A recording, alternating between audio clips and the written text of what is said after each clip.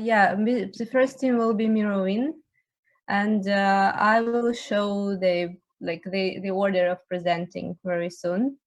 I Oh, guess we okay. can start now, right?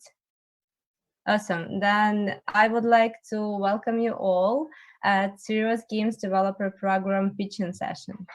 My name is Elena, and I will be your host today. Most of you already know me, but I will briefly introduce myself for those who don't know me. I'm a founder of Achievers Hub. It's a platform for independent game developers, publishers, investors, and mentors. Also, I organize global game speech and Going Hyper international events. And I'm an advisor at GD Bay and the Games Gathering Conference, where we all are now. And today we have a serious game developer program pitching session. A serious game developer program was organized by Games for Change in collaboration with Global Game Jam and the US Embassy in Kyiv, Ukraine. Participants of the Game Jam participated in 2-day workshops on how to develop serious games that make impact, and then they had a chance to develop the game prototypes with the help of experienced mentors in different fields. The best teams were selected to pitch their games to the judges and potential investors, and the team that will impress the judges the most today will receive a prize of 5,000 USD and 5,000 USD of credits at Amazon. But before we start, I would like to invite on this online stage the representatives of the organizing companies. And please meet on this stage Brian Furman, Assistant Cultural Affairs Officer at the US Embassy in Kyiv, Ukraine. Hi, Brian. Hi, Elena. Thank you so much. It's such a pleasure to be here today. And I will be very brief because you did a fantastic job describing the program. But really, what I would like to say is thank you, first of all, to the Games Gathering for hosting us today. We're super happy to be here, and it's wonderful to have so much going on in the gaming industry that we're still able to tune into even in these difficult times via some virtual programming. So that's great.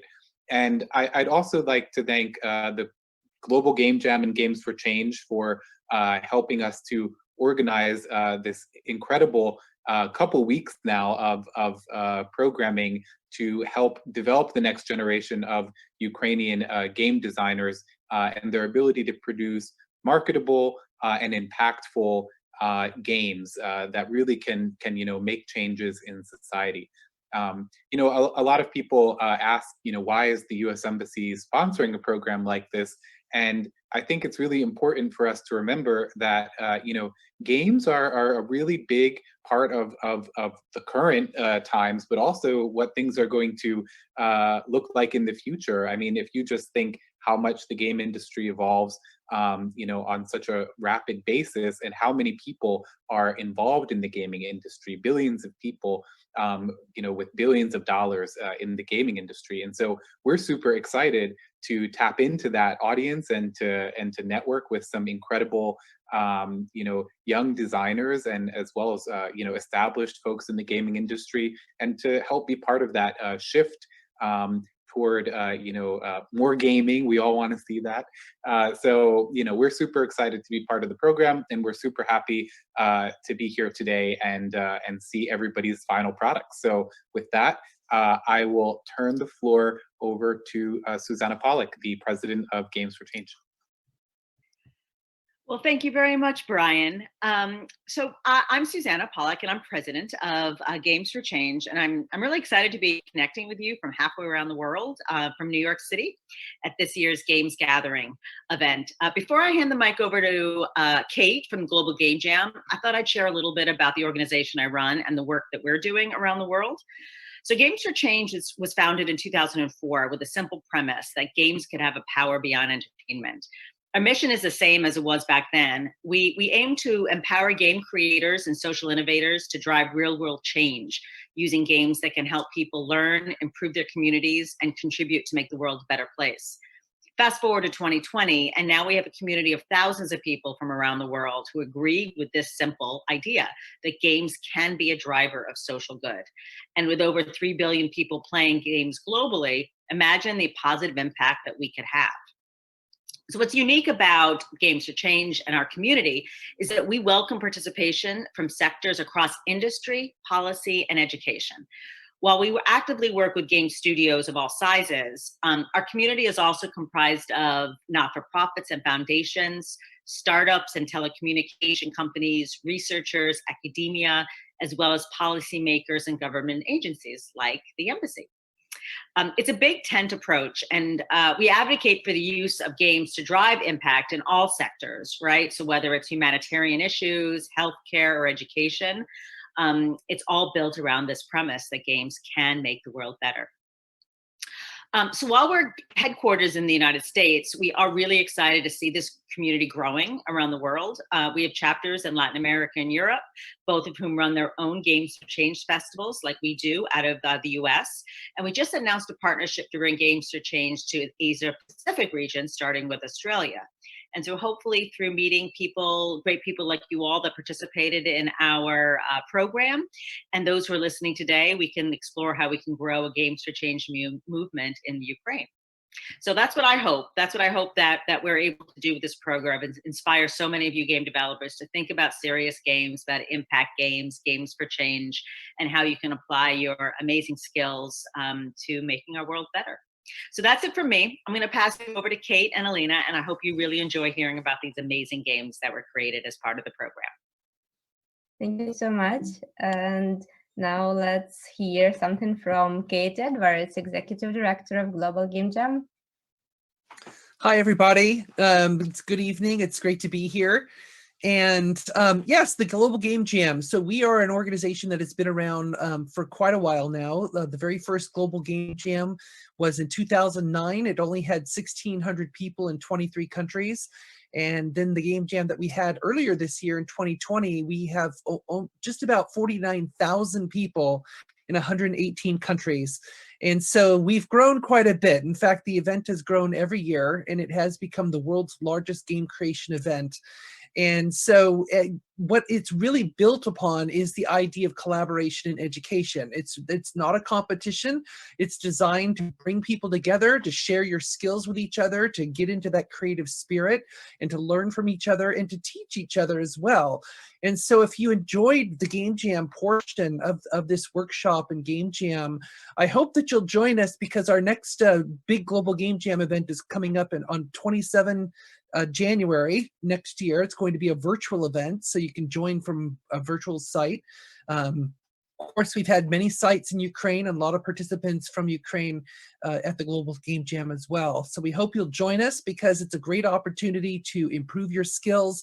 If you felt that this is something you want to pursue more, whether it's creating serious games or impact games, or whether you just want to improve your game skills in general, this is a fantastic opportunity to do that. And I really encourage you not only to participate in the Global Game Jam event in January, but other Game Jam events that may happen throughout the year, because it's one of the best ways you can possibly use to improve your skills, and also get to know the community around you, because your game developer community are the people that you will be working with in the future as well.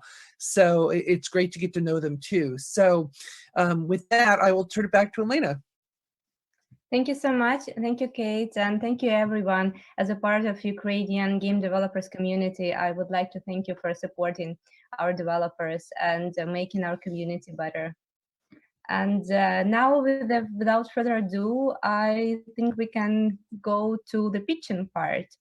And before it, I have just a few rules for you. The rules are very simple. Every team will have 5 minutes to pitch the game and impress the judges. You can pitch in English or Ukrainian, whatever you prefer. You can use your presentation, you can share your screen, you can show the video, you can show gameplay video, teasers, whatever you think would help you to show your game from the best side. After each pitch, the judges will have 2 minutes to ask you questions. And here are who are our judges. Let's meet the judging panel. Among the judges today are Kate Edwards, who you already know, Margaret Wallace, Director of Business Development at Tiltify, Nick Fortunio, co-founder and CEO at Playmetrics, Alan Gershenfeld, co-founder and president at Eline Media, and Brian Furman from the US Embassy in Ukraine. So these are the people who will be looking at your games and discussing who will be the winner today. And here is the list of the pictures of the teams in order of presenting. Here you can see the team number and the name of the game. Then you can see the name of the team that developed this game and the presenter's name, who will show this game today and describe it to us. Remember that you only have 5 minutes to impress the judges, and let's start. Good luck to everyone, and we are ready to start from the first team. It's RU77 game from Mirvin Studio, presented by Alexei Vashuk. Alexei, are you here? Yeah, I'm here. So my 5 minutes started, but I can't switch on the demonstration of the screen because I don't have the rights for that. Ah, yeah, now I have. Yeah. Okay. Do you see it? Yeah, we can see it well. Thank you. Okay, so my name is Alexei Vashuk. I represent Mirvin Studio and the RU77 VR project, VR game. The studio has been working for the last 4 years directly in the development of gaming and non-gaming products for virtual reality. During this time, we independently released 2 own games. It's Western shooter Guns and Stories Bulletproof VR and sci-fi story-based shooter Boring Steel. RU77 will be our third VR game. Shortly, it's conceived as an action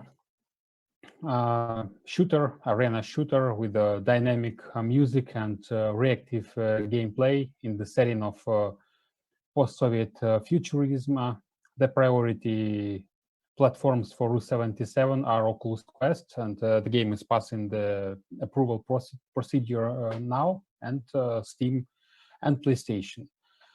During the development of its concept, we took into account our experience and successful decisions and mistakes and market requirements and the peculiarities of game genres in which we work, and we analyzed the feedback from gamers from our past games, conducted customer development on RU77, took into account the existing characteristics, shortcomings of shooters and action games, and the vertical slice of RU77 already having created with understanding of this information. One of the features of the game is the setting and storyline, in which it's easy for Russian-speaking gamers to recognize the references to the works of movie maker Alexei Balabanov, and foreign players will have the opportunity to get acquainted with the analogy of the Wild West, but on the territory of the post-Soviet space. It's like criminal 90s of the perestroika period through the prism of cyberpunk. In addition to the setting of the post-Soviet futurism, the game focuses on ultra-violence, the effect of drug use that encourages the player to kill in order to survive, an adrenaline rush mode in battle, similar to the famous same name movie, leaderboards, and 2 game modes. This is the mode of story missions, where the player feels himself in the role of killer, for which this is the only available path in life. And the second one is the endless arena in the attraction mode, similar to the Hotline Miami.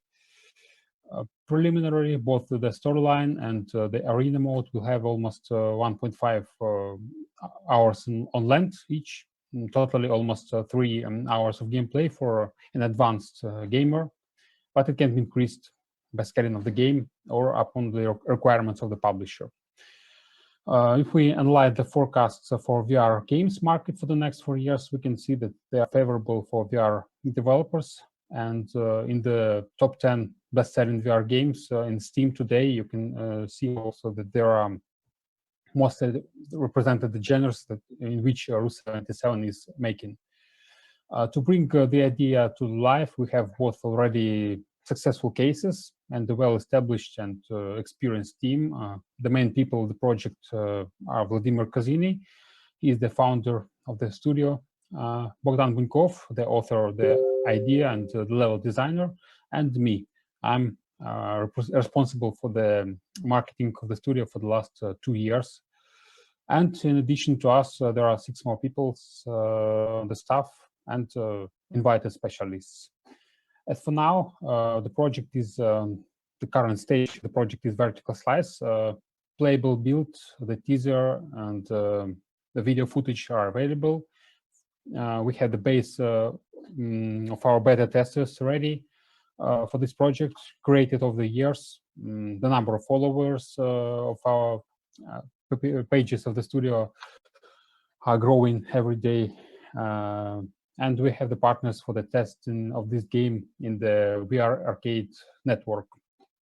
The action plan for product development for the next 6 months includes the beginning of active development in late December or early January next year, as soon as we'll get the approval from Oculus.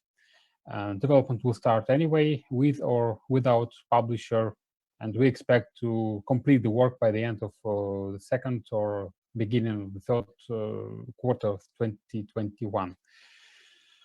Summing up, I know that the 2 main areas that are interesting for us is looking for the publisher with the possibility to get financial or marketing support for the Rus77 project, as well as finding the potential partners and clients for our participation in their projects, like an outsourcing studio.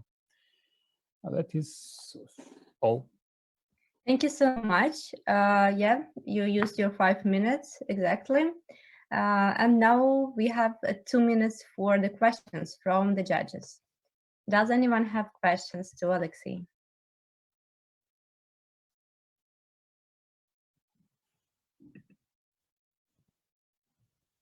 Can you please talk more about how the game mechanics work and what the progression is like in the game, how it's envisioned? Yeah, as I said before, the mechanics is yeah, actually it's the question for our designer. He's not absent. He's not here, but I can say that the idea for the game is the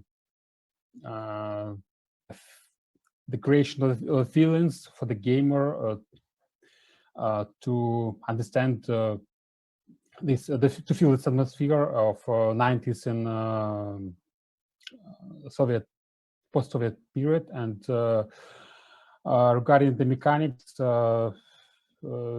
if you know this movie Adrenaline, you can understand that with the mechanic, I mean that the player is pushing to kill under the influence of the drugs, because if he don't use the drugs, he will die. So there is some limited time for him to kill during the drugs influence is working, and he can have the possibility to choose different kind of drugs, and we hope that the people will how to say it, we have the possibility to do everything, all the bad things like killing and using the drugs, that they will do it in the game, not in real life. Okay. Thank you. Sorry. Oh, I was going to ask another question. Yeah, we have just half of a minute, so yeah, I think we can have another one. But Alexey, please be very brief. Yeah, I guess what is the desired social impact of the game?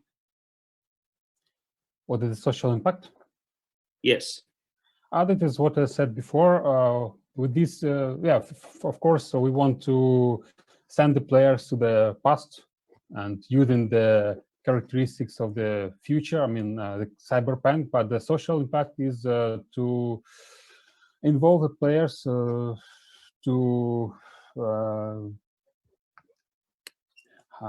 how to say it? Can I say in Ukrainian? You can say in Ukrainian. Let me try to help you translate it. Да, значит, мы хотим стимулировать людей делать все плохое, как то употребление наркотиков и убийства, не в реальной жизни, а в игре, чтобы они вот таким образом, да. В этом наш социальный эффект. Okay. Thank you so much.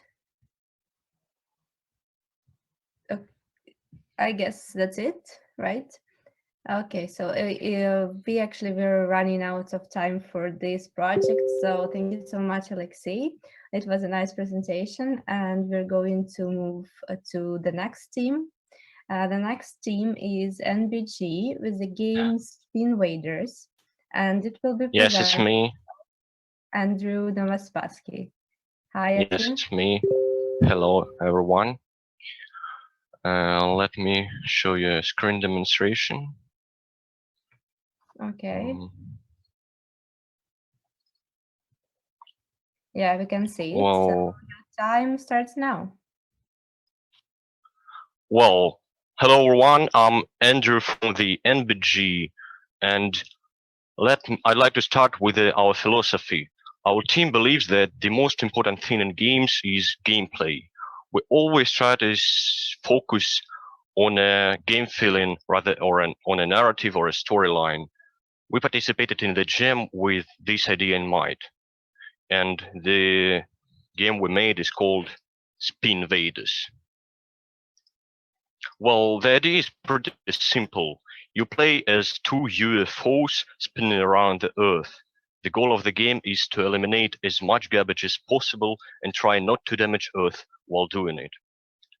The connection between the game and the jam's theme is the connection between the humanity and extraterrestrial civilizations. Humans decided to ask aliens for help to eliminate the rubbish that orbits around the planet. Let me show you a demo of a gameplay. Currently, we have two separate modes, which are single player and local multiplayer mode. The last one even adds another layer of connection, according to the theme of the jam. As single player, you control both UFOs located on opposite sides of the Earth's orbit. If there are two players, UFOs move separately. As I mentioned earlier, you control UFOs, but only its movement, not shooting. Bullets spawn periodically, so it's advisable to find yourself a nice piece of junk to shoot before the next bullet fires. Remember, if you miss a garbage, you hit the Earth. Another gameplay element is a signal that moves randomly with a random speed and a random direction. Its function is to define which UFO is going to shoot next. Random garbage spawning, random signal movement. All these factors make each game session unique and entertaining. Spin Vaders is the game that doesn't have any restrictions in terms of audience, because it has simple controls and anyone can get them. It can be played by any social or age group. Just spin UFOs and have fun, that's it. Move on to the plans on a project. We think that Spin Vaders can be made more engaging and entertaining by adding new features in the future.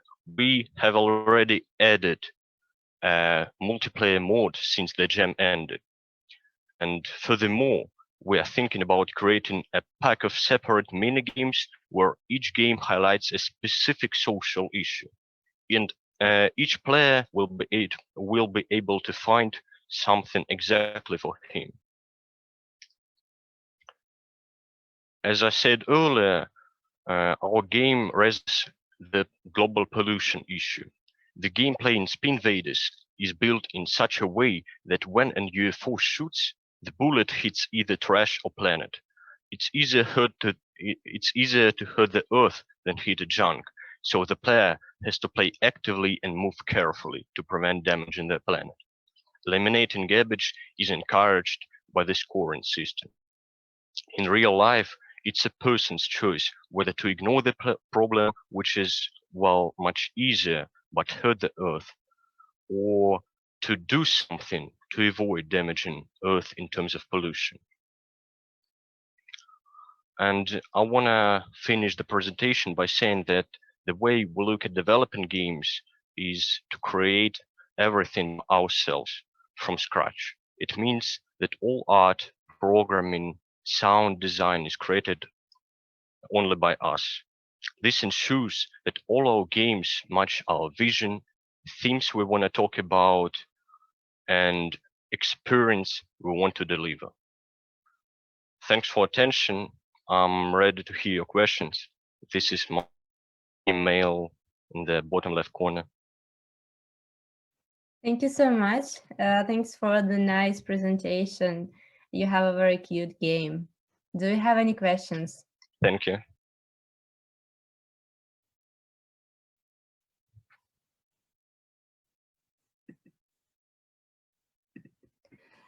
How do you feel that the theme of the game jam is tied to the game and the gameplay? Can you speak more about that, please? About theme alignment? Yes, please. The jam's theme was connection, and we thought about it as a connection between the humanity and extraterrestrial civilization. So aliens just help us to eliminate the rubbish that orbits around the planet. I think it's quite simple to understand.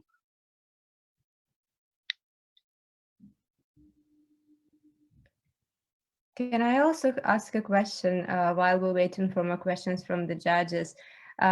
Which platforms is this game designed for? It's now on PC. It's available on itch.io/mbg page, but it can be actually a mobile game, for example. So I think mobile and PC. Okay, thank you. Thanks for questions. Yeah. Okay, I think that we don't have any more questions as far as I can see. So thank you again, Andrew. Thank you for the presentation. And thank you for being brief. And we're moving to the team number 3. It's a matcha team, developed the game called Puzzle Top, and it will be presented by Andrei Utvenko. Hi, Andrei, are you here? I can see your presentation, but I cannot hear you. Алло, чутно? Ні? Yeah, now I can hear you. Awesome. Yeah, great. So you can start now. А мене чутно? Yes, we hear you well.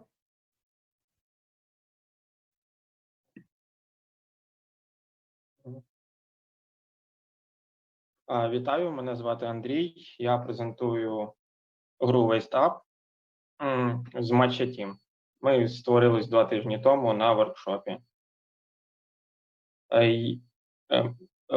Проблему, яку ми намагаємося вирішити нашою грою, це навчити людей, як правильно сортувати сміття.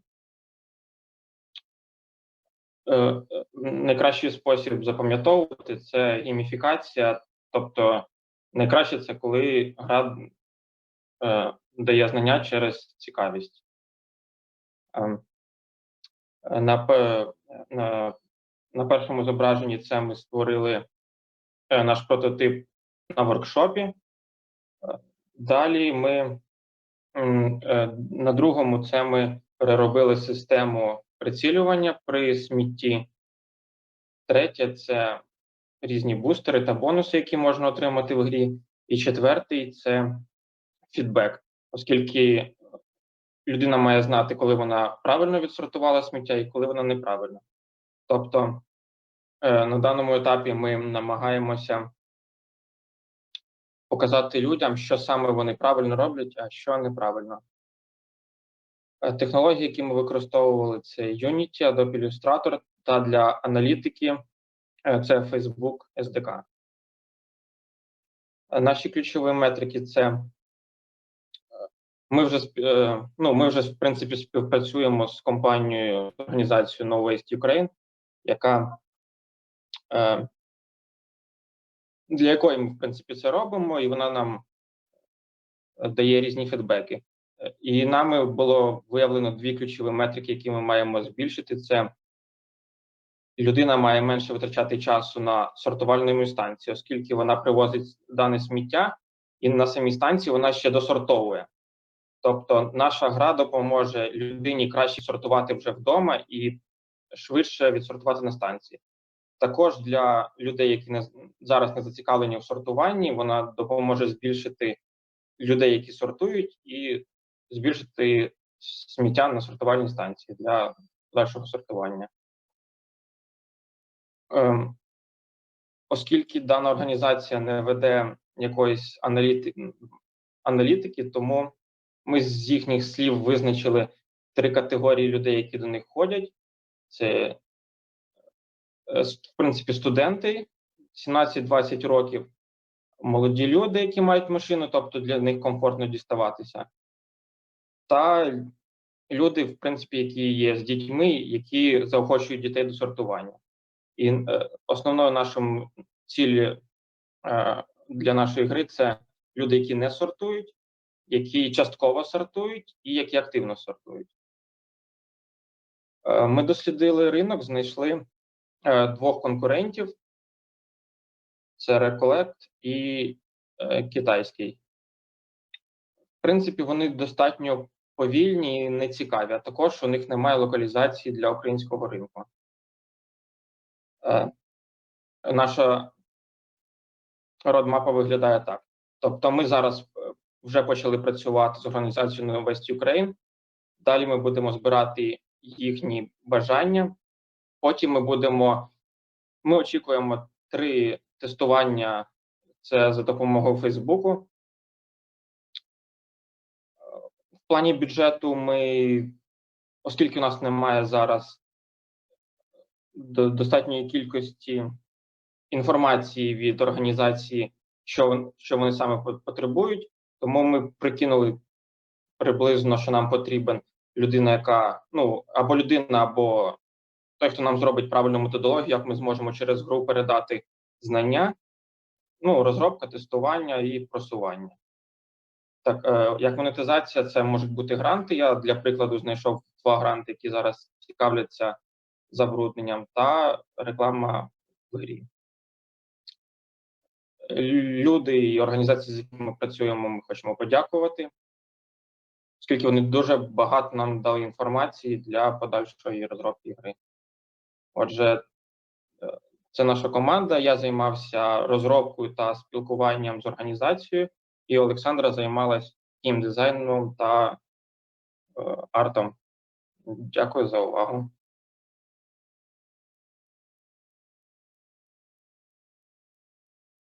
Thank you so much.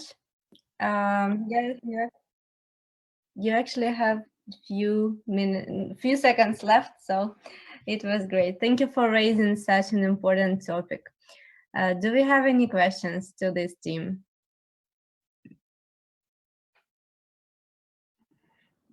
I like how you address the various audience types that you're trying to point to. How does that come through in the gameplay, how you're envisioning it further? Can you talk more about that?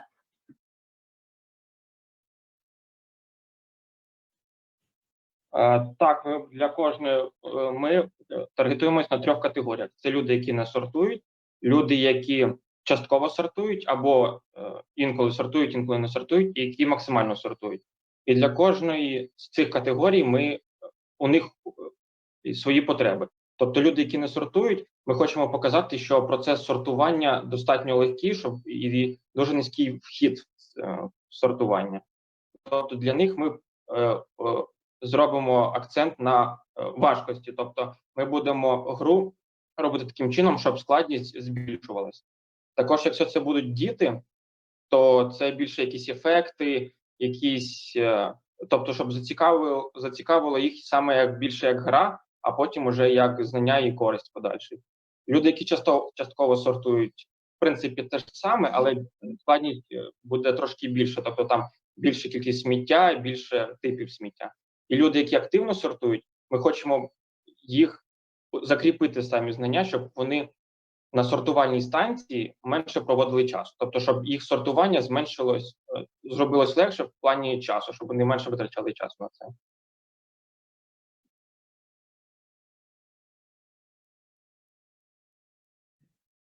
Okay, thank you for your answer.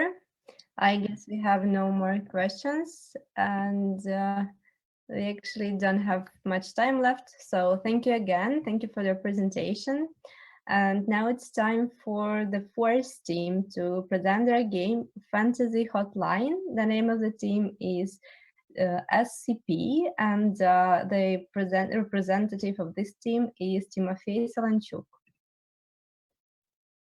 Hi, Timofey, are you here? Да, привіт. Okay, I hear you speak in Ukrainian, so probably we need some translation in here. Are you going to share your screen? Українською буду.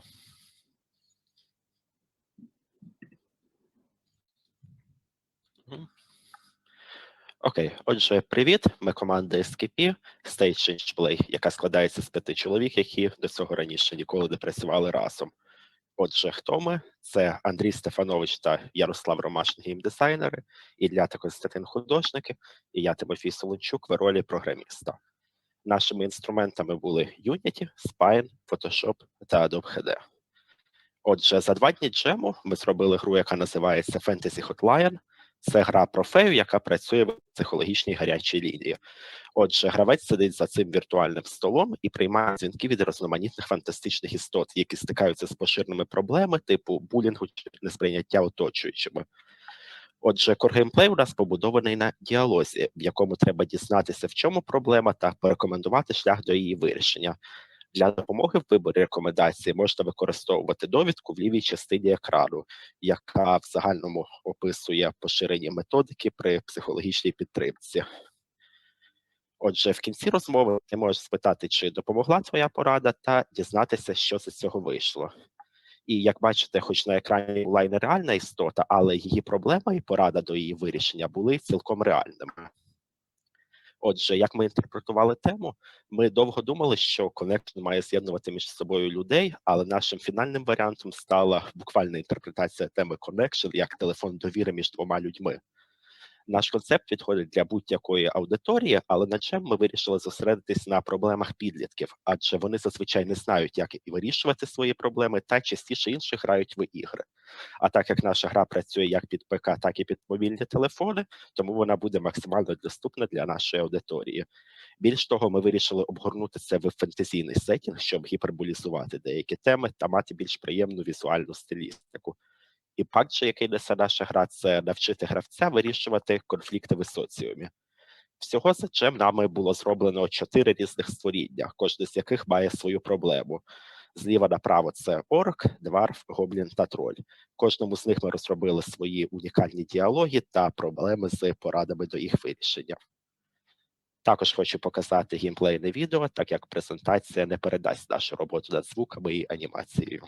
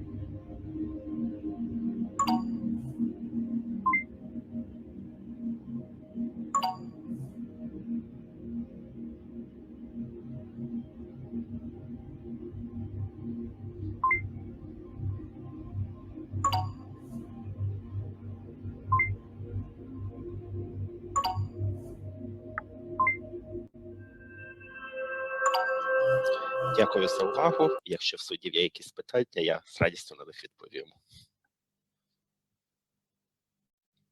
Thank you, Timofey. And yeah, I see that someone has questions.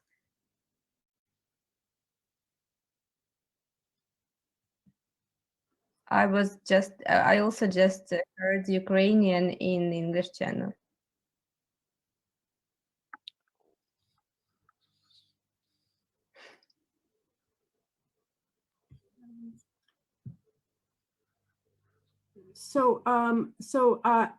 So can you talk more about the dialogue, how the dialogue is envisioned in terms of what generates the dialogue, and how does that work longer term?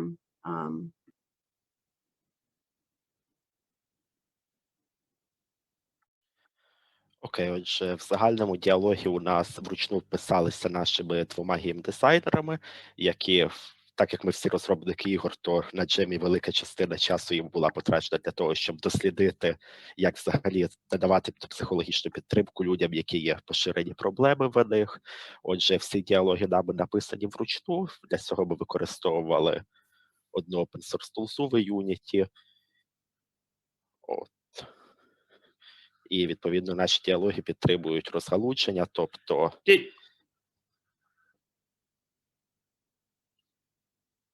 I have a question. Were you able to consult with mental health professionals in terms of the dialogue?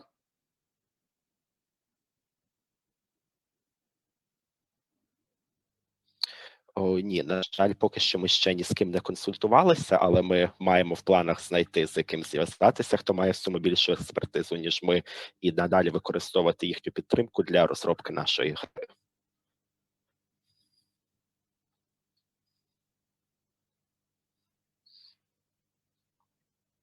Yeah. Thank you. Thank you. Actually a really good question and a really good point. Thank you for your questions and thank you for your answers, Timofey. I think we're ready to move to the next team. And the next team is Now or Never Games. And the game that developed is called Kyiv Delivery. And it will be presented by Alexei Furman. Hi, everybody. Can you hear me well? We can hear you perfectly well. Okay, give me just a second. Yeah, and we can see it too. So you can start now. Awesome. Let's go. So my name is Alexei Furman, and I acted as a game designer on the project that I'm going to present. So the game that we developed during the workshop and the game jam is called Kyiv Delivery. It's sort of playing with obviously the name of the pandemic, I guess, one of the hottest issues, the more pressing issues of 2020, and the word delivery. So if one looks, and I have to say my background is in journalism, and I think for this particular project, that's pretty important. So if one looks at the issues, I guess, media literacy, media coverage issues regarding COVID-19 in Ukraine, then you would see that a lot of people, a lot of Ukrainians have a lot of conspiracy theories about COVID-19, especially at the beginning. A lot of people would say that COVID doesn't exist. I don't want to wear a mask. It's all made up and stuff like that. Then if you look at the media coverage, you'll see a lack of personal stories of survivors in the media, unlike the situation in America or Europe, where you can actually, in New York Times or The Atlantic, you can find the stories of survivors that are sharing their wisdom and their stories of how they dealt through the sickness. That all, and just how people are, I guess, leads towards carelessness, towards wearing personal protective equipment. So our goal with the game that we have developed is to give a humane angle to the dry numbers by sharing the stories of survivors of COVID-19 in Ukraine. And influence young school children and just all players by sharing survivor stories with them in a game environment. So the gameplay of the project that we have developed is, well, as a player, you're delivering goods to the people around town in a game cycle that is always 3 minutes. So sort of getting inspiration from Outer Wilds and games with a set time cycle. Every time you make a delivery, survivors staying at home share their story, sort of playing with the idea then that when a delivery guy brings you something, there's always a little word exchange that is going on. The stories that we're using are real stories of Ukrainian survivors that we quote from Ukrainian media outlets that posted them. And I have to say it was a little tricky to find 20 that we have in the game. And the more deliveries you make, the more stories you hear in 3 minutes. And we used a low poly setting for our game. The context is, in an ideal world, this would be played in a school setting where children each play for 3 minutes and retell stories of survivors to each other after they've played for 3 minutes. And with individual setting, it would work in such a way that you can just play as much as you like to learn all the stories. So I'm going to show a short gameplay video. So that's how it starts. You're a delivery guy. You have resources such as food, mail, and video games. And I thought that that's a cool detail that you're delivering video games to people, because video games really did help a lot of people go through the self-isolation. I'm gonna a little like fast forward through this, and as you're traveling the city with the resources that you have, you can actually see the points where people are asking for one of the resources. So you stop for a delivery, and when you stop for a delivery, you're able to hear one story from one survivor. And it's actually a story of a young guy who is a soldier, and he's telling his very touching story. I think I remember most of the stories that we have. So that's the way how the game cycle goes. You drive around. You can actually replenish the sources that you have in the shopping mall, in a video game store, and in a Nova Poshta kind of mail office that we did. So the game session is built in such a way that you would probably deliver 6-7 deliveries in one session. So I would say that an average player would do 2 or 3 sessions at least to hear all the stories. Okay, so that's it for the gameplay. You can check out the game on itch.io. It's there with all the other presentations from our jam. Sorry about this. Have to exit this. Next. We use Unity, Blender, and Adobe Photoshop. And our team is myself as a game designer and sort of a project lead, Lisa Melnik, who did amazing programming and UI, Nikita Bogdanov, who did level design and helped with the sound, and Mykola Morozov, who did all the programming that is that has to do with the logic and yeah, other Unity stuff. So thank you, and there's my email for contacts. Thank you. I was just about to say that your time is up, but you actually managed. So thank you so much. I really like the game. It's very up to date. Let's see if you have any questions. I have a quick question. I was curious about how easy it was to collect the stories. I mean, are people willing to give them up easily? Did you have to kind of pull them out of them, or what was that process like? So we quote the stories from Ukrainian media outlets. And if we're talking about a serious release, I have been working as a journalist for many years, so that would not be an issue to publish an actual game with the stories that we collect as storytellers. I have to say one thing: the stories felt sort of anonymized. You would not see surnames. You would not see concrete details. If you compare Ukrainian coverage with American coverage, you would see that people themselves and journalists try to like cover up and anonymize these stories because people are afraid to come out and say that they are COVID positive, and I think that's an issue. Yeah, thank you. Thank you so much. Do we have time for one more question? Yeah, we have 1 minute. Can you just? I love also the integration of the real stories. It's very powerful. How does the gameplay choices of what you're delivering impact the stories before and after you've heard the story? Well, I guess at the moment everything is pretty much randomized. So you get random stories, and people would be asking for random stuff. So sometimes that would be a video game, or a video game and some food, or a video game and a mail. But that's something to be to think about in the future. I mean, in an ideal world, I was looking at the sort of a game cycle of Overcooked, to have a picture of a house and the resources that one needs, so that as a player you can prioritize delivery to this household or to the other household.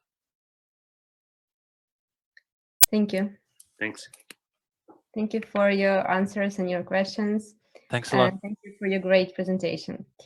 And we're moving to the next team. The next team is Fighter Ego, and the game is called Tension, and it will be presented by Vitaly Ivashchenko. Do we have Vitaly? Всім привіт. Hi.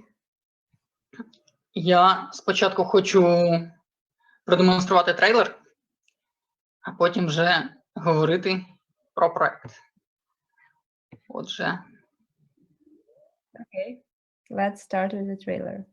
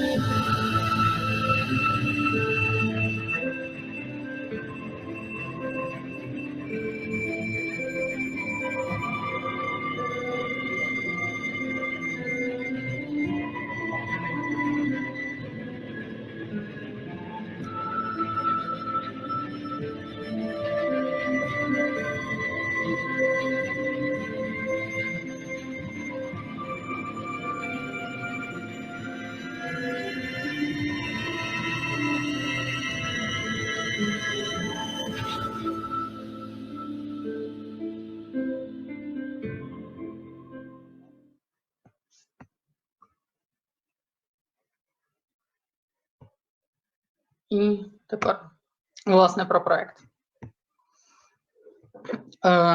Головна ідея проекту, наша гра називається Tension. Це інтерактивна історія з міні-іграми про відчуття стресу та зв'язки між людьми. Вона про те, що оточуючі люди є не тільки причиною стресу, вони також є вирішенням цієї проблеми.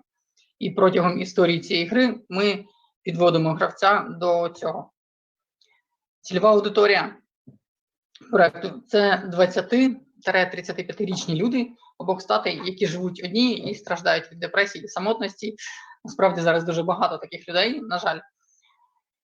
І проект на прикладі конкретної історії покаже гравцю, як проблеми з'являються в житті людей, як їх можна вирішувати.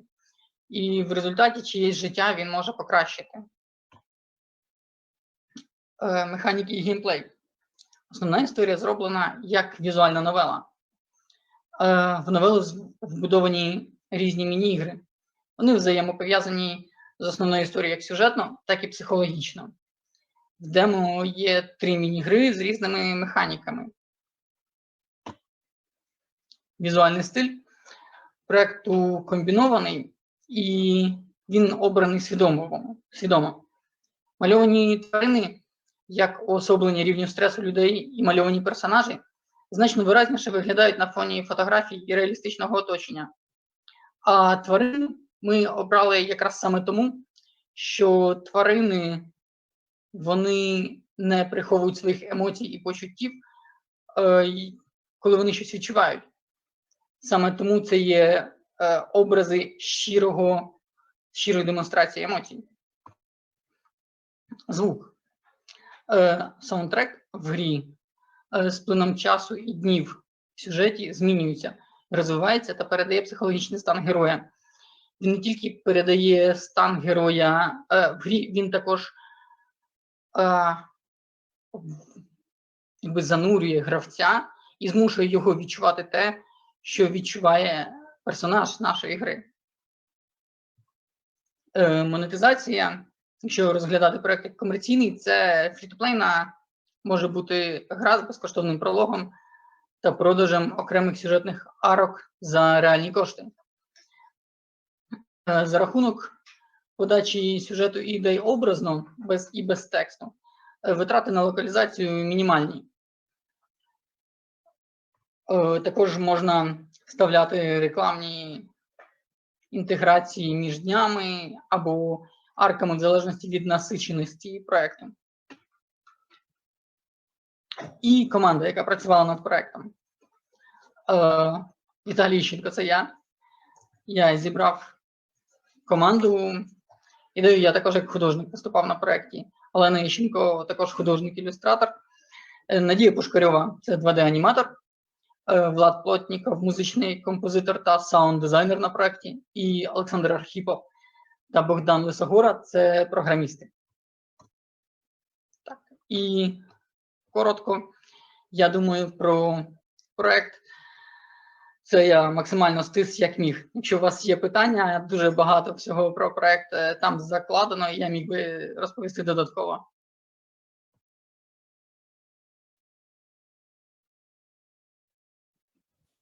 Thank you, Vitaly. Do we have questions? Yeah, can you describe maybe one of the mini games and how it relates to the theme of tension?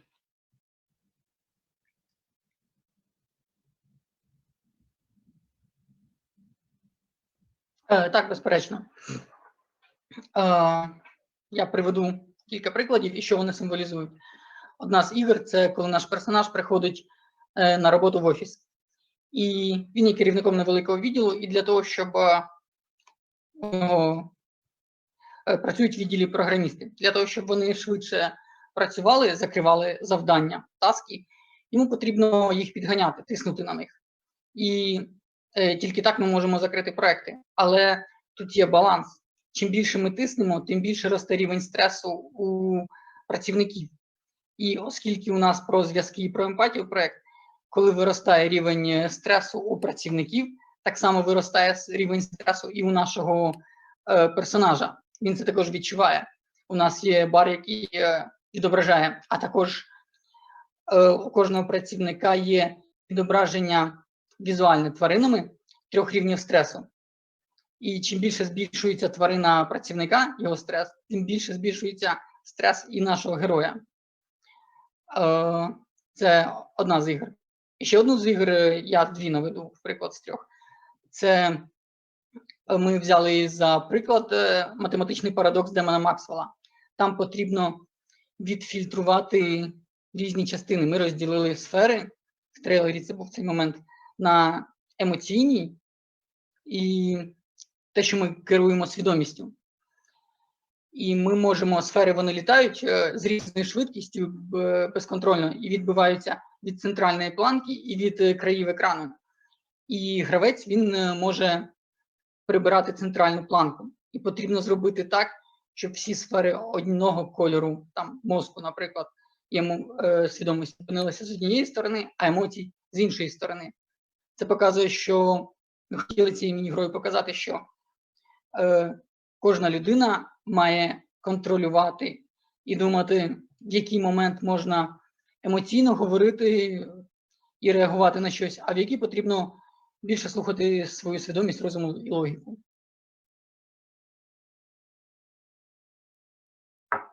І ще якісь питання? Okay, thank you so much. Unfortunately, we don't have time for any other questions. Sorry, we still have half of the teams to present their projects. Thank you so much, Vitaly. Thank you for your presentation. As I said, half of the teams has already presented their games and half of the teams is still preparing. And the next one is Sovok Entertainment Pro. represented by Vitaly Zubkov, and the game is called Chain. Sorry, we hear someone. I'm not sure if.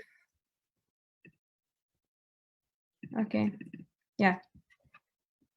Now, yeah, we're waiting for Vitaly from Savok Entertainment Bureau to join us. Are you here? Да, всем добрый вечер и день. Одну секундочку, я расшарю экран.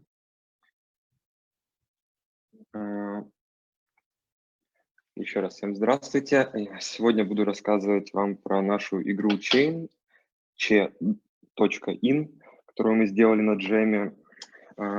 Наша команда Savok Entertainment Bureau состоит из 4 человек. Я занимался нарративным дизайном и интерфейсом. Тарас Дашков, наш разработчик, Иван Тюрменко занимался саунд-дизайном, и Кирилл Кулаков помогал в гейм-дизайне и нарративном дизайне. Игра у нас — это такая короткометражная история о том, как социальные сети перестают быть средством создания связи между людьми, и более того, становятся причиной скорее вот некого отстранения как от социума, так и от реального мира. Исполнена она в виде эдакой, с одной стороны, визуальной новеллы, с другой стороны, я бы даже сказал, что это, возможно, кликер или иммерсивный симулятор погружения в соцсетевую жизнь. Сейчас я открою видео с геймплеем и буду попутно рассказывать.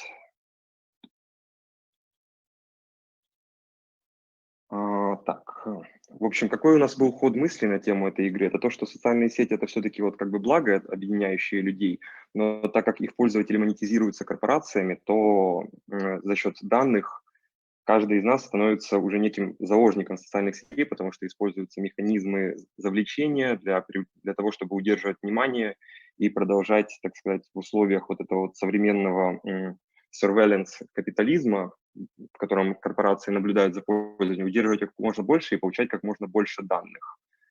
Как проблематику мы рассматривали то, что люди зависимы от информации, что подается им в соцсетях, и вот за счет вот этой умной ленты, которая зачастую в соцсетях используется, проводят у них все больше и больше времени, теряя концентрацию как на реальном мире, так и на, допустим, своей работе или даже на коммуникации с людьми. При этом социальная сеть, опять же, как благо, изначально создает образ того, что должно нас соединять, но в деле я, по крайней мере, сам, как пользователь социальных сетей, замечал, что со временем просто перестаю воспринимать этот контент как созданный настоящими людьми, что по другую сторону экрана от меня кто-то вообще находится. И игру мы оформили, собственно, в дизайне интерфейса Facebook, в котором пользователь находится вот, ну, это не Facebook, это некая другая социальная сеть, которая, собственно, называется che.in, в которой пользователю дается возможность скроллить умную ленту и реагировать на каждый пост с помощью лайка, дизлайка или шейра.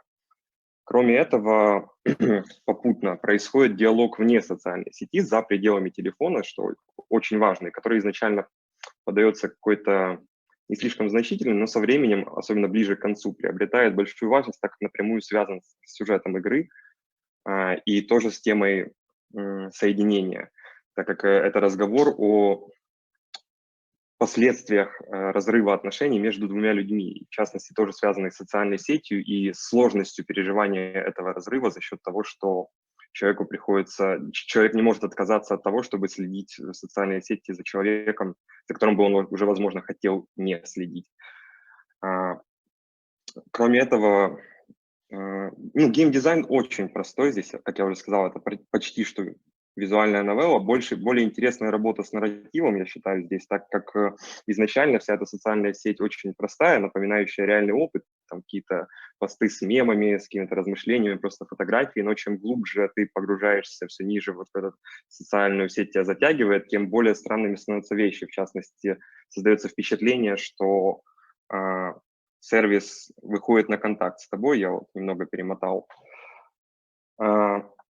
И из интересных фактов по этой игре я бы сказал, что вот у нас есть этот интерфейс диалога за пределами экрана телефона. Он намеренно сделан как можно дальше от телефона, чтобы создать это впечатление сложности концентрации между как бы и социальной сетью в телефоне, и диалогом вокруг тебя в реальном мире. из интересного также действия пользователя, то есть лайк, дизлайки, шеры ни на что не влияют совершенно, что, конечно, противоречит концепции хоть какой-то интерактивности. Но, во-первых, мы не успели сделать нелинейность за 2 дня. А во-вторых, лайки в соцсетях тоже не всегда на что-то влияют, к сожалению. И всего за 2 дня мы сделали вот эту игру, в ней около 150 постов, вот этот вот сюжет, диалог вокруг происходящего. И, в принципе, еще из интересного я бы подметил, что вот весь этот диалог о разрыве, он на основе реальных событий собран, и это в какой-то мере сама эта игра — это персональный экспириенс. И мысль, которую мы хотели донести в этом экспириенсе и вообще в этой игре, это то, что нужно находить в себе силы, уходить от социальных сетей и возвращаться в реальный мир, хотя это, конечно, особенно сложно вот сейчас в условиях ковида. В принципе, это все, что я хотел рассказать. Thank you so еще much. из интересного один момент. You a little Саунд-дизайн. overused your time, but все, тогда okay. все, спасибо.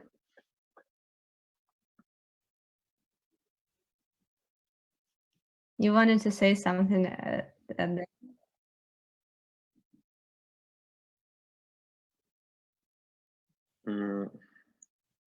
Я, да, просто хотел упомянуть, что у нас очень интересный был эксперимент с саунд-дизайном. Все.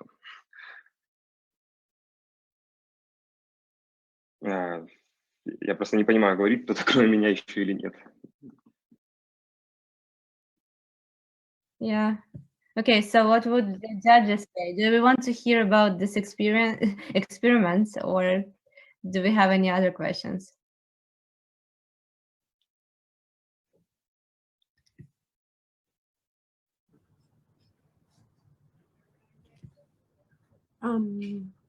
So is this something that's going to be experienced with two multiplayer, with 2 players interacting? How is the gameplay single player, multiplayer?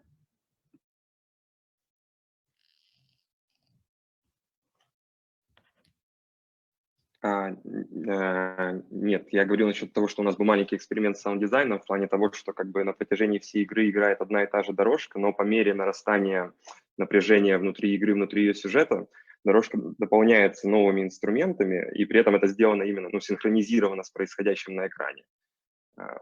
Вот.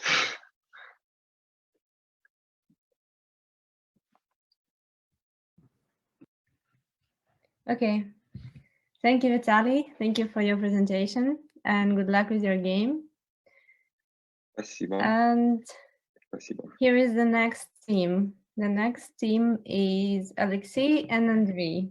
It will be presented by Andriy Bychkovsky, and the name of the game created at Game Jam is Grand Story. Yes, hi to everyone. Let me show my screen.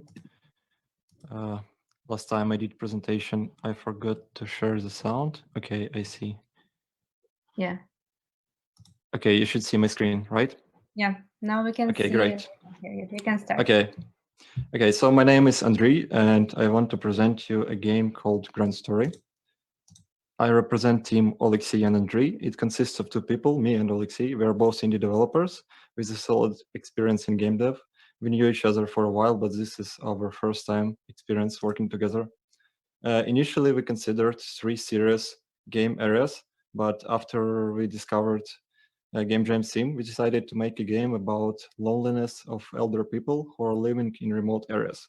And there are 2 reasons for that. First, as this is a universal and relatable for most people problem, and this problem is not usually covered in media and mass culture. So I see 2 ways to solve this problem. First way is by improving infrastructure, and second is by appealing to emotions of people who have elder relatives. And for our game, we picked the second way.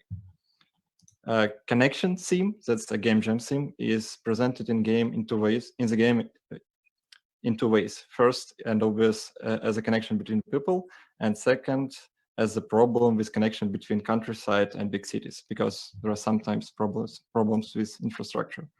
Now I'll show you the gameplay. So in the game, we're playing as this older grandma, and each day we're doing our routine tasks like flipping calendar, cleaning the house, watering plants, or like heating the house with firewood. And at the end of each day, we're going outside to check the mail to see if our grandson has wrote us a letter. So that's the basic idea of the game. Now I want to get deeper into some of the game mechanics. So you can see on the screen there is a heart. The heart represents the character mood or emotions, and if you do something pleasant, like hitting the place, the heart grows and starts beating. But if you do something unpleasant, like checking the mail and there is nothing inside, the heart goes down, not the signal. This is a very important mechanic because it helps the player to relate with the character. Another mechanic is dialogues.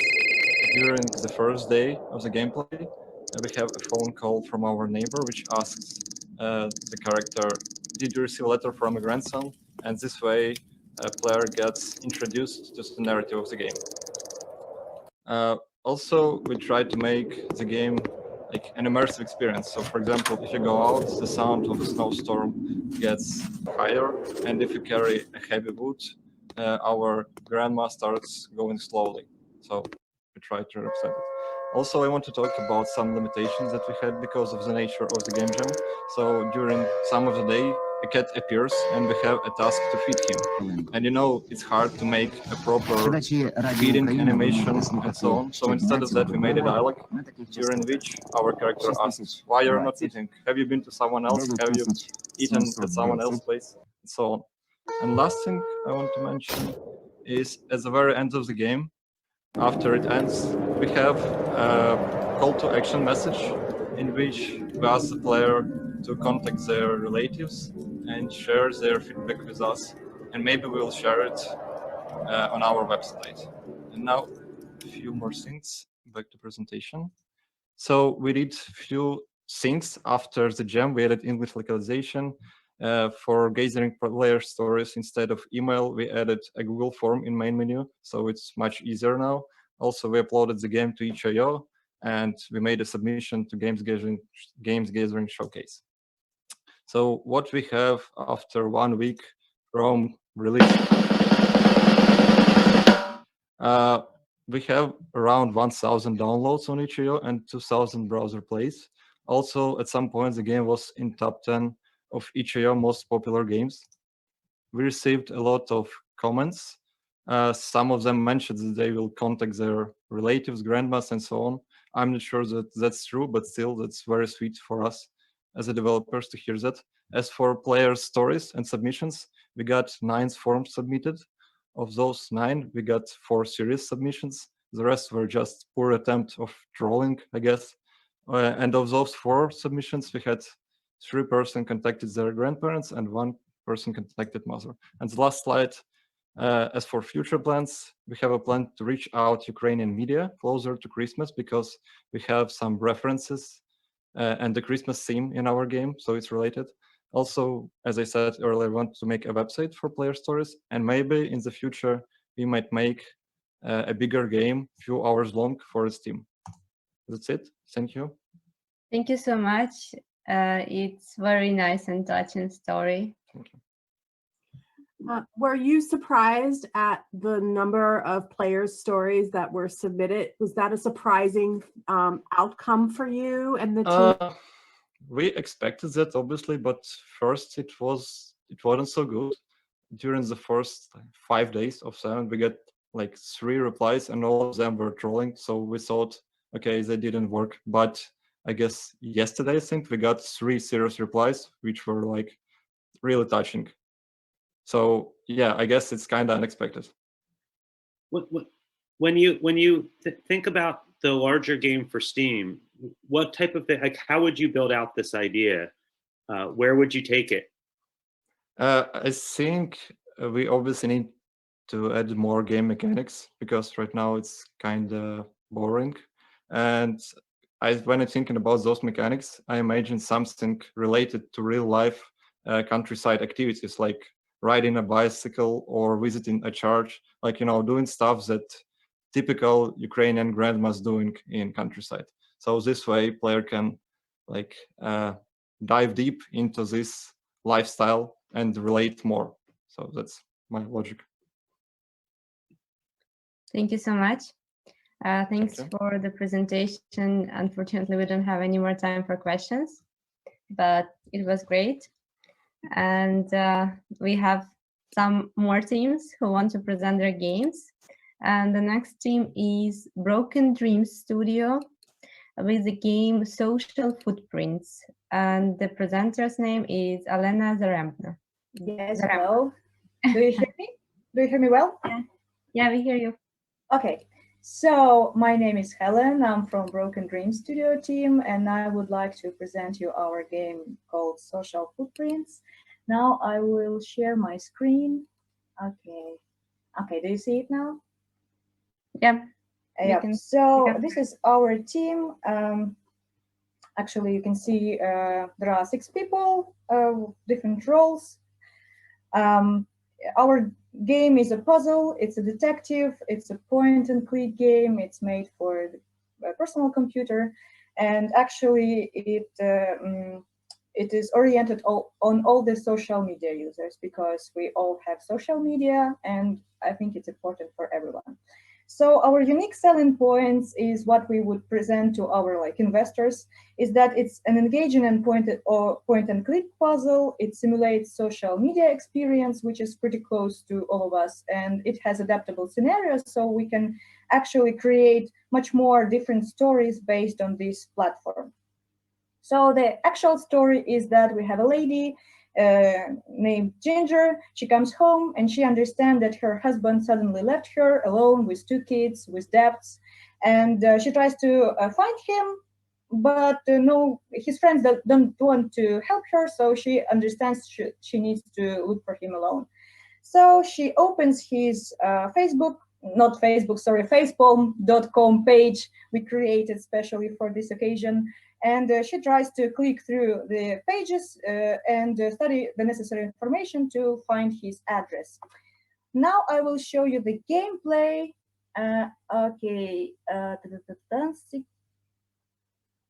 Sorry, I want to show you the video. Okay, here we are.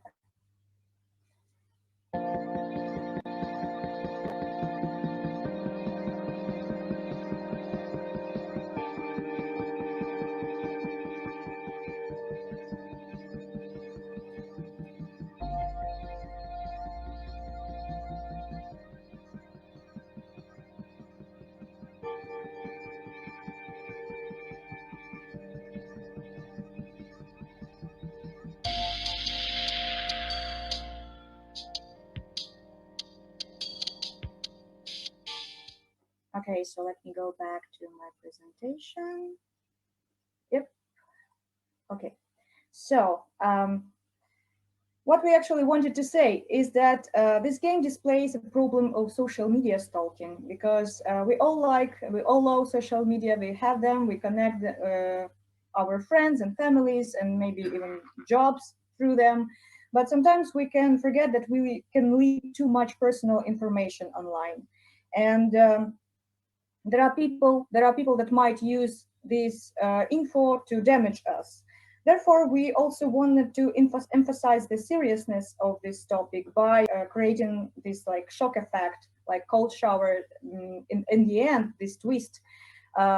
Because first we sympathize the main heroine, but at the end we understand that her actions were not that innocent as we thought before.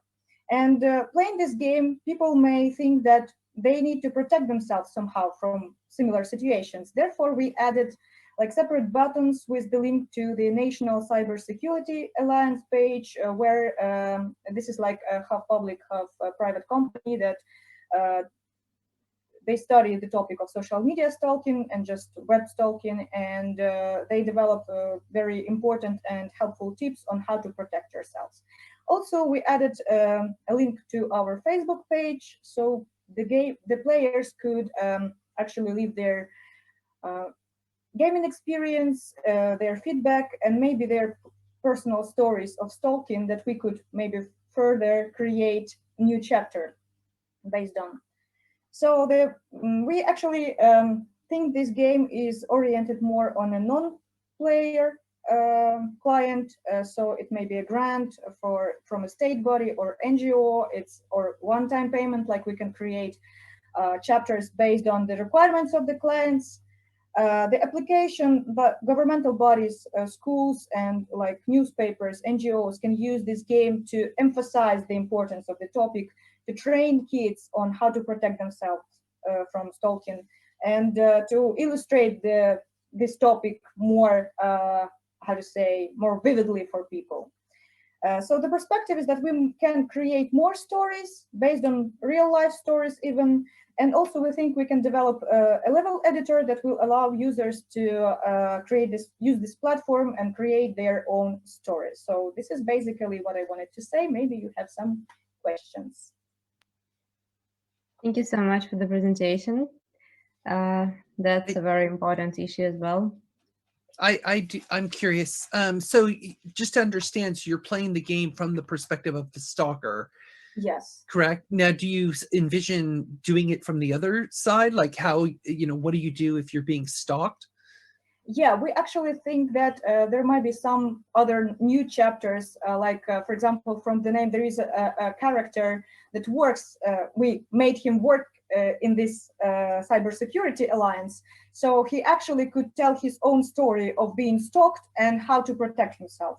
So it all depends on the situation we want to present. There might be some cute stories like of you trying to find your crush or like your old friend, but there might be some even criminal stories. Therefore, it all depends on the client, like on what do we want to show. Great, thank you. Thank you so much. Okay. Do we have any more questions? We still have 1 minute left. Is this the first time that your team worked together, or have you been working together on other projects? Well, this is the first time I work with this team, and this is my first game jam actually, and gaming experience, like game creation experience at all. My team, they worked before a little bit for a little while. They also participated in some other game jams, but I think it's better that they can tell this. I'm not too aware of that, but yeah, for me that's very first experience. Thank you. Thank you. Thank you, Helen. Thanks. Thank you for your presentation. And let's move to the next game. The next game is called Jenny, and it's developed by a team called Spotlight Box, and it will be presented by Anton Mankov. Hi, Anton. Are you here?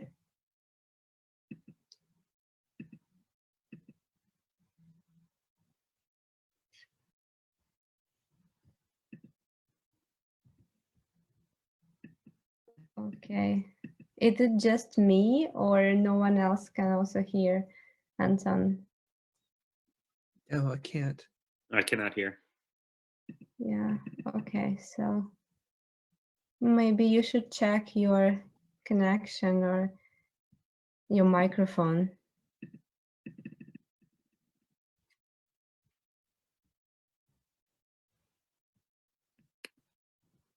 I suggest we move on actually to another team just as they're... Yeah, let's move to another team and maybe we'll get back to this one later. And the next team is Oracle Bulb. This is the name of the game, and the name of the team is Nada Games, and the name of the presenter is Dima Kazakov. Do we have Dima here? I see Dima is here, but he's muted. Hello, can you please unmute yourself? Can you hear me? Yes. Okay, great. Just a second, please.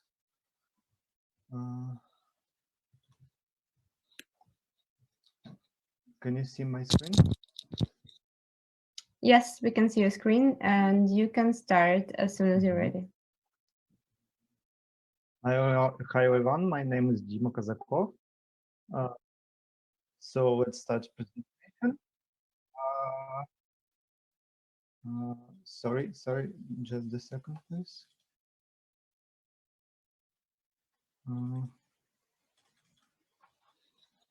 I'm going to present a game named Borgo. Made the Serious Games Developers Program. Called or not really, indeed. Not speaks Barak Tsagdiyev, the classic of genre. My English level good, very nice. Very good that the text of my pitch is translated beforehand by the glorious member of our team, our bedroom studio, another game, which I am actually presenting. Seriously, here some text to show that I sort of don't understand what you have translated. Just to how I appreciate Serioja. Getting back to game about its genre can be described as a mix of interactive novel with puzzles, text, RPG, and much. Sorry, there are some troubles with the microphone. Will not have genre differences will emerge in different episodes of this set of will be realized in the series, as for example in Kentucky Road Zero. Most will be available on PC. Some special even a separate version will be realized in Mobile Stars. In addition, episodes will be realized on thematic websites devoted to human rights or about contemporary art, etc. In the form of simple HTML or Java games like this prototype. The Borgo game is in pre-production stage. And as we are both storytellers, the only technology available to us was Twine text engine. In future, we will continue developing and prototyping using this or another text engine, for example, Inky, which allows us to create more variable dialog branches and integrate them into Unity. And in fact, we will begin to create builds already on the basis of Unity engine. Now, the game looks like this and this. And let's talk more about it. Main idea of the game is the tough life of the alien migrant Borgo on planet Earth, where he was exiled. With the help of strange optics of the hero on his position as a nomad, expressed with the help of narrative mechanics, the player gets the opportunity to look at the modern realities from an unusual side. And a little about the story of creation. Borgo, as a character, was created by my colleague Sergei Vainovich, you can see him, who wrote a series of short stories with which he accompanied his photos on Instagram. So Borgo also got the appearance of Sergei. This autumn, we decided to make the backstory of Borgo's arrival in the form of a text quest, started pre-production, and then this game jam happened. Within its framework, we realized that this would be another small interactive story about Borgo created specifically as a part of the jam. Then we thought about the topic connection. We decided to share our experience of establishing communication connection with our 92-year-old neighbor Vladimir Iosifovich, his life under quarantine restrictions, and to look through the optics of Borgo at how our total lockdown would look for him and what he would think of it. When creating our game, we were inspired by games from Telltale Games, The Walking Dead, for example, Inkle Studios, 80 Days, And we should also mention the title on which a whole generation of Russian-speaking players and developers grew up, Space Rangers, first and second part, especially second, with the incredible text quests. The key mechanics of game are, of course, narrative. Separately, it should be said. I'm sorry, you're out of your time. Can you please quickly wrap up? Of describing something trivial and common as unusual and strange, using unexpected optics to make it hard to recognize. And our player, together with Borgo, has to figure out his mission and guess how to act, where to go, what to say, and whatever, whether it will somehow affect the world. A significant part of plot collisions, a description of the lore, dialogue branches, quest mechanics, and puzzles are built on it. Our audience is 16, 55 years old men, women, and so on, city dwellers with at least primary higher educations, middle and higher income, socially active, interested in politics, migration, equality, as well as contemporary art, mass culture. If we talk about political preferences, this is a nominal voter of Democrats in US in all the breadth of his views, from the left to the moderately centrist position. Setting the game takes place in modern realities with sci-fi elements. As were said above, the game will be realized in episodes. For the first part, our plans were to collect funds with the help of crowdfunding and Patreon. In return, our patrons will receive all sorts of goodies in addition for free access to the game, such as the ability to give a character their appearance, name, or even biography. Each part of the game will be distributed according to paid model. On mobile platforms, the game will also be realized using a paid model with a free trial demo. Sorry, Dima, I'm really sorry to interrupt you, but it would be unfair to the other participants because they only had 5 time and you already used all 7 time, including the questions time. Sorry.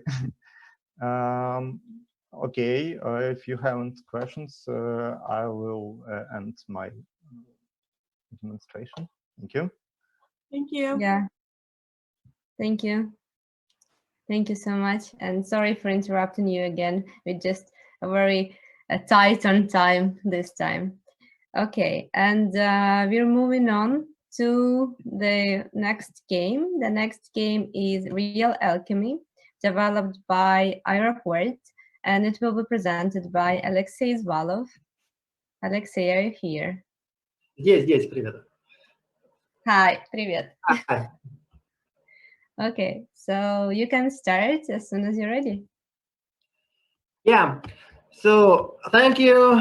Happy to see you all again, and happy to be at Games Gathering and Jam session. So I'm presenting our work. It's the game called Real Alchemy.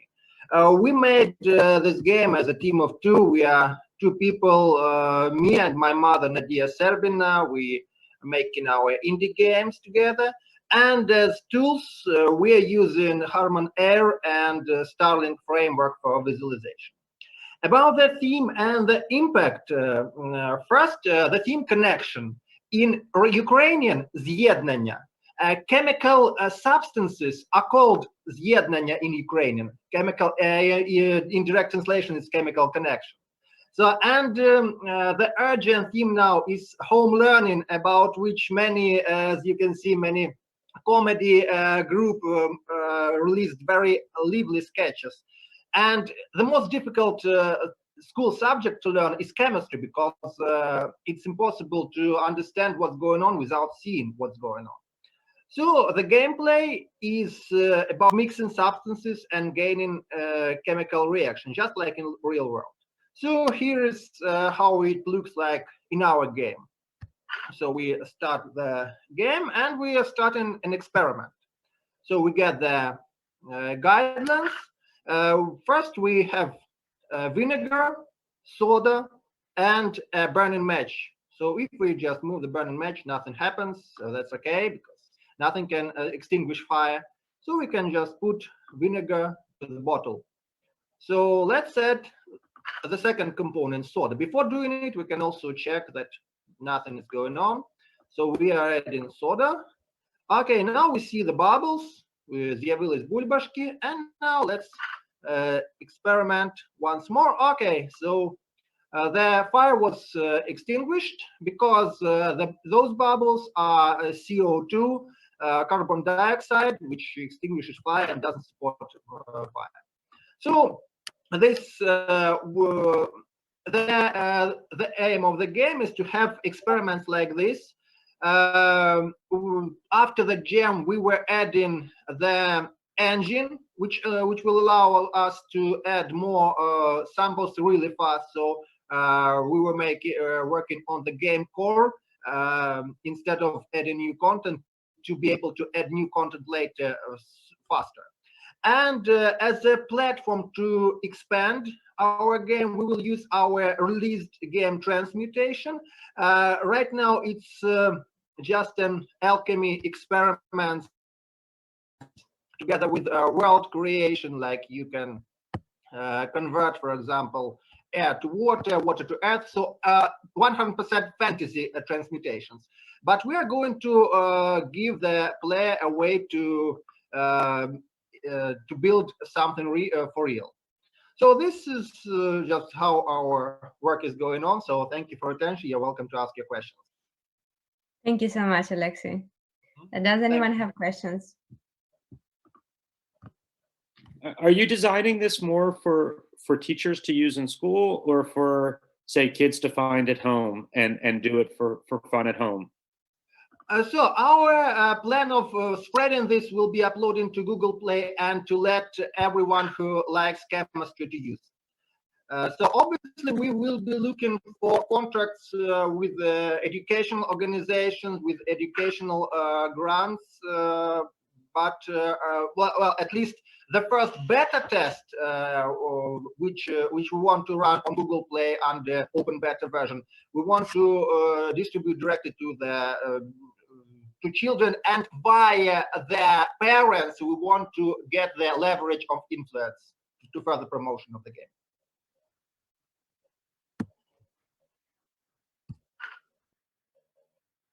Okay, thank you so much. Any more questions to Alexei? We have some time.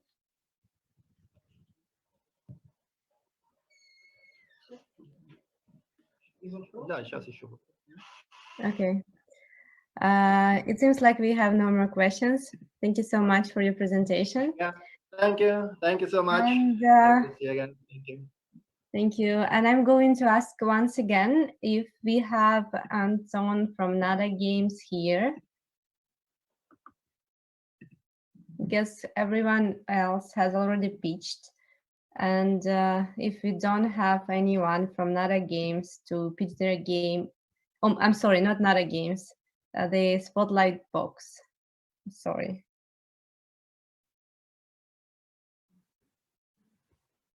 And yeah, we had Nada Games. Yeah, it was Dima and Anton is from Spotlight box. Okay, it seems like we have no one from Spotlight box here, unfortunately. Then if we don't have anyone from this team, I think we can go to the judging session and we can start judging. There were a lot of amazing games, so I think it will be quite hard for our judges to select just one game that will win this competition. But I'm sure that they will be able to find the team that was getting this prize. Thank you so much again for presenting your games, and we'll be back in just a few minutes maybe 10 minutes, not more, I promise you. And we'll announce the winner. So thank you so much.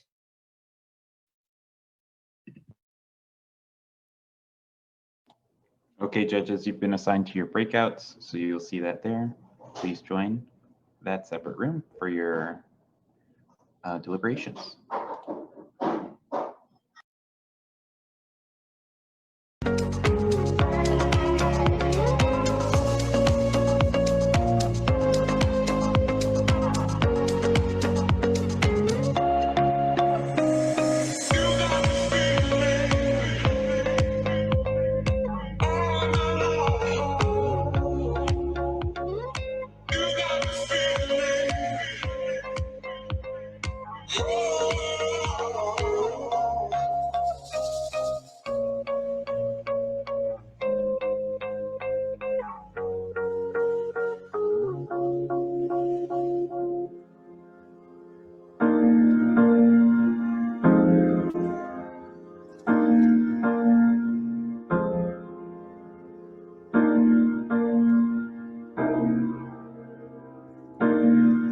You make me move, you make me dance, you make my heart beat super fast. You lift me up, you make me laugh.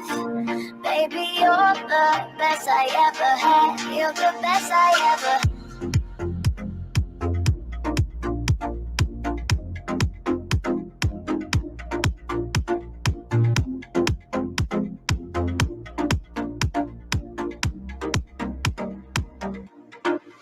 You make me move, you make me dance, you make my heart beat super fast.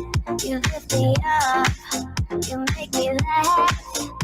Baby, you're the best I ever had. You're the best I ever had.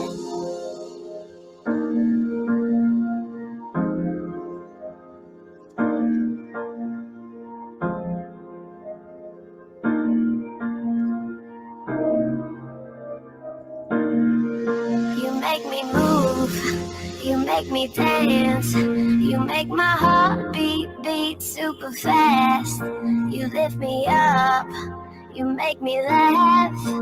Baby, you're the best I ever had. You're the best I ever had.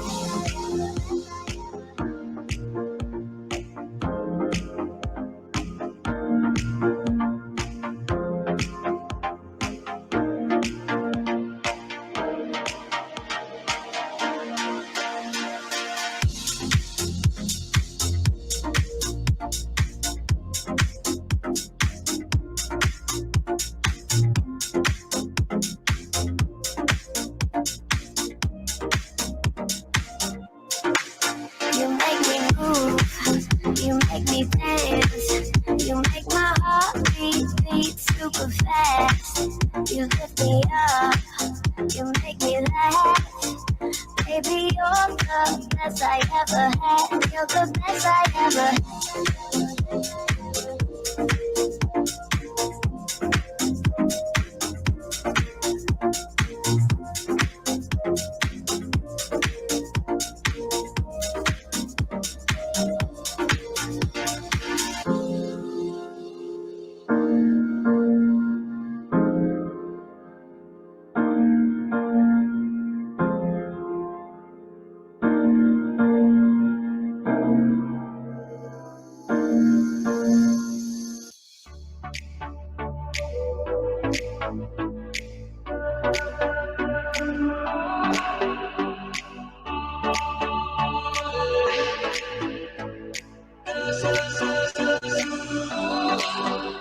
And I know I'm falling, but I'm falling just for you. Yeah, I know I'm falling for you, for you.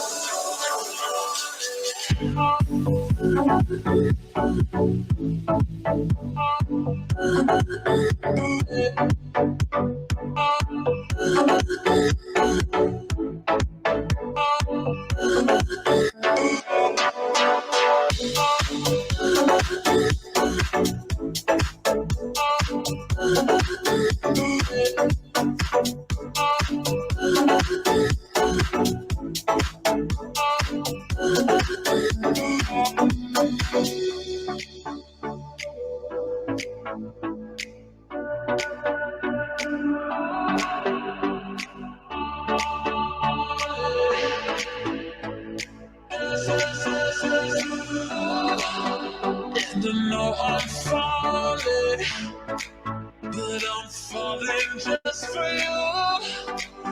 Yeah, I know I'm falling for you, for you.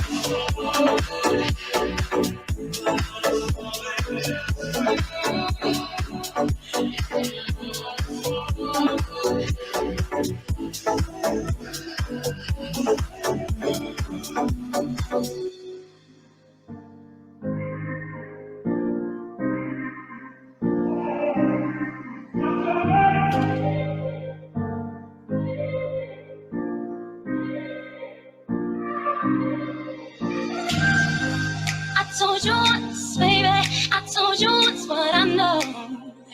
You got to let it go. I told you once, baby, I told you once what I know.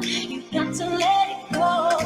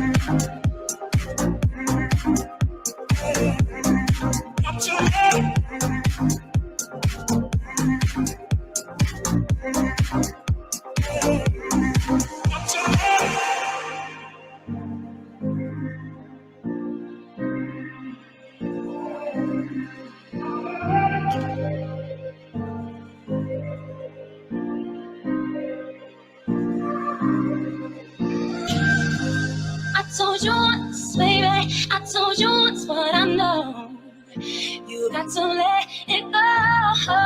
I told you once, baby, I told you once what I know. You got to let it go.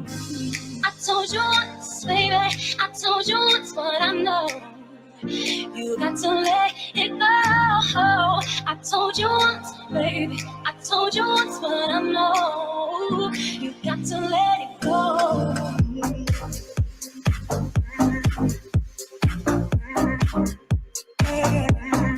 Got to let it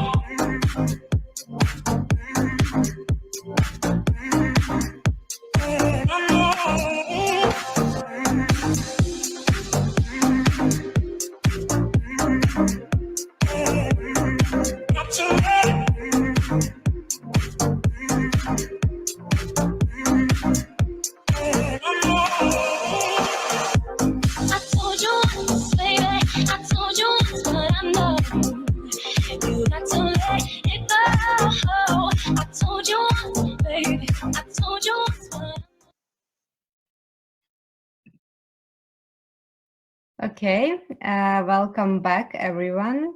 And we are ready to tell you who is the winner. Just a few seconds. Okay, so the decision is made, and I am happy to announce the winner of the Serious Game Developer Program, who will receive the prize of 5,000 USD and also 5,000 USD Amazon credits prize. And this is Grand Story by Alexei and Andrei. It was very nice and touching story, and all of us really loved it. Do you want to say something? Yeah, sure. First of all, thank you to everyone involved in organization of such event. Sorry, I'm nervous. It was a new experience for me. I'm like participated in about 10 of different game jams, but this is first time for me doing a serious game jam. I think the same is for Alexei, who's in my team. And it was really touching to see players' feedback when they say that the game made them contact their grandmas, or the game made them think about their relatives who they can't contact because of the COVID issues. And it was very emotional for us. And of course, winning the prize is also great. So thank you to everyone again. Thank you so much. Thank you for building such a beautiful game. And I know that our judges also want to share something and want to say something at the end of the pitching session about all the games that were developed and pitched today. Who wants to start? I'll start. Hi, everybody. This is Margaret Wallace from Tilting Point. I put my email address in the chat, so if you ever want to get in touch. I'm really impressed and inspired by the work you've done. And even if you didn't win today, my sincere advice is if you feel passionate about what you've been creating, keep going. And I just want to specifically point out COVID delivery and also tension. I think you both have both elements of both of those games, I think, have a lot of resonance and potential. I think tension, the game really hits an emotional core that I think if you have more time to develop that out further and explore that further, I think it can be a really remarkable experience. And COVID delivery as well. I think I really like how the whole concept of just combining different delivery and potential mission structures on top of that. I feel like there's a lot of potential there, as well as with many other of the games we saw. So please keep going. If this is something you're passionate about, please continue. Thank you, Margaret. Is there anyone else who wants to add something and maybe encourage our participants? Sure. So this is Alan from Eli Media. I mean, I've been part of a lot of serious game jams. This is one of the best cohorts of pitches. I mean, really interesting themes and ideas, and a lot of them around the theme of connection. I echo Margaret. I mean, one of the hardest things with serious games is transfer, is going from the virtual experience into the real world. And the idea in that a short game jam, you've gone from getting an emotion to getting kids to actually write to grandparents is absolutely remarkable. So kudos to Grand Story. I'm really curious to see how that could scale and where that could go and how the game mechanics could become something that is sustainable. I think it's a fascinating, but also similar to Margaret, I call out, COVID also pulled in real world stories, which is very powerful, and tension just looked beautiful. So those two also kind of I found fascinating. A lot of the other ones I was interested in, it's hard in this format to really go deep and see where it goes. But I thought those really captured the theme of connection in very, very powerful ways. So, but kudos to everybody. It's a very impressive cohort. And I would just say, oh, sorry. I would just say as well, I mean, I obviously running the Global Game Jam, I've been a judge for many, many, many game jams and events. And I just want to thank everyone for their incredible effort and encourage you to continue. For some of you, this was your first game jam ever, and it's amazing what you've done. It really is. And I'm saying that from someone who, like I said, I've seen a lot of work and a lot of games come out of game jams. So this has been a really impressive work, and it especially additionally harder to make a game that specifically focused on impact and on, you know, having a serious games focus. So, you know, you took up the challenge extremely well. So I really encourage you to continue along this line. You know, whether it's impact games or just game development in general, take advantage of this start and keep going, because you've shown tremendous amount of great skill and promise. Thanks to the rest of the judges. I think your comments are fantastic. I do want to add another, you know, a little bit of encouragement as well as a piece of advice. And so, you know, all the games were really fantastic. And, you know, I am impressed that over the course of, I guess, only 2 weeks, you were able to come up with an idea, put together, you know, everything from the story layout to the actual interplay with the player. I can barely write an email in 2 weeks, so the fact that you were able to create a whole game is very, very impressive. But you know, the one thing that I do want to say for sure, and this goes for both, you know, the winning team as well as all of the other teams, you know, definitely keep in touch with the mentors and the fellow game developers that you met throughout this this program, because you know, I know all of our mentors, you know, have expressed willingness to continue the conversation with you. And this network of game developers, you know, you are the future of game development. And so the more that you can work together and develop projects together and build off each other's ideas, whether it's with serious games or games that are more in sort of the strictly entertainment category, you know, it's always great when you have more minds working on a project. And so I really encourage you to keep in touch and to you know, look out for other opportunities that will come for those of you who have participated in this program. So you know, we're really excited to see where you go next. Thank you so much. Thanks to our amazing jury for voting and for encouraging the team. Thanks to the mentors for helping these teams to build amazing games. And thank you to Games for Change, Global Game Jam, and the US Embassy in Ukraine for putting this all together and for making it happen. And thank you for Games Gathering for having us all here. And of course, the biggest thanks goes to developers who put their effort in developing this game. Thank you for your dedication. And yeah, I hope you enjoyed it today, and I hope you enjoyed pitching and listening to the other developers. And now it's time to celebrate your success. Thank you, everybody. Thank you. Thanks very Thank you. much. Take care. Thank you. Thank Take you. care, everybody. Thank you. And bye-bye. Bye-bye.